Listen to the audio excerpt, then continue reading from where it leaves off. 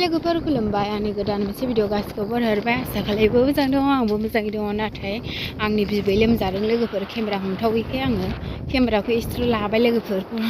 भिडिअखौ एसेल' लाफ्लालाबायबाय आङो बिबैया बिराद गोब्राब लोमजाना दं लोगोफोर हुसानो गैया बेनि थाखायनो आं नेग्राफोरनो ओंखाम ओंख्रि संनानै लानानै थांगासिनो दं लोगोफोर दलमारा हस्पिटालाव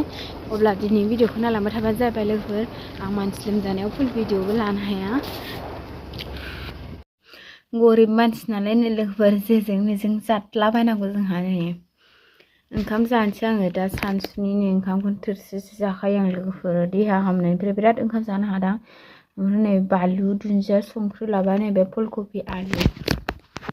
फिसाजों उन्दुदों लोगोफोर फिसाजों उन्दुनायाव थिग थिग जाना लाखानोसै आङो न'नि माइरं बायनासो जायो नालाय ओमफ्राय दिनै न'नि माइरं लोगोफोर न'नि माइरंखौ बायदां न'नि माइरंखौ बायना लायदां लोगोफोर बिजावजालि जानायनाव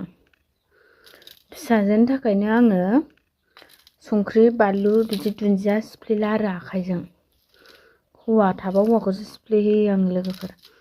फिसाजोनाव आलुखौनो आखाया गाइखेर जानाय मानाय मोखांफ्रावबो बेरेलाबायो खर' बेखौनो नायसाबदो लोगोफोर दिनैनि ब्लगखौ आयौ ओंखामा गुदुंथार दासो मोनखादों ओंखामाबो लोगोफोर ओंखामखौ खुरना दोननानै थोरसि लथा सुग्रोबाय आं लोगोफोर ओमफ्राय जाबाय एसे गुसु जाना थाबायना आलु फुलकबि जाजेननायखाय बिराद गोथाव मोनदों लोगोफोर जानाया खननै खनथाम जाबाय नालाय दाबो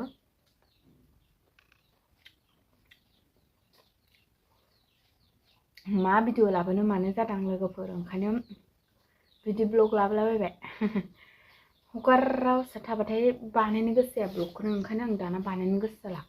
आं ब्लग बानायबाय थानो टाइम गैया उन्दुजों उनलाजों ओंखायनो बानायदावला नालाय बांद्राय बानायला नालाय ओंखायनो बानायनो गोसो जाया सिगाङावसो हगारबाय थायोमोन नालाय आंहा हगारनो गोसो जायोमोन सानसे हगाराबानो थानो हायामोन उसुखुथु रागा जोंनो ओंखारलाबायग्रा जायोमोन खालि भिडिअ हगारनोल' खें खें जाबाय थायोमोन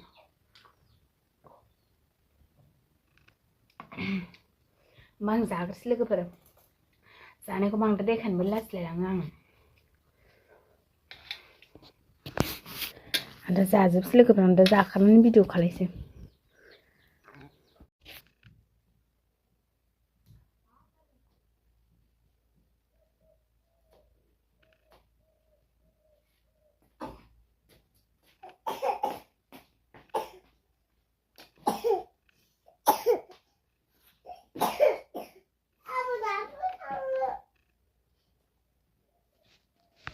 बाबा फैगासिनो दं र' आवा थांसै बुम बुम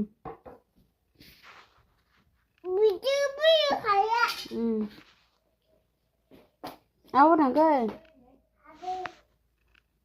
थाङा आरो फै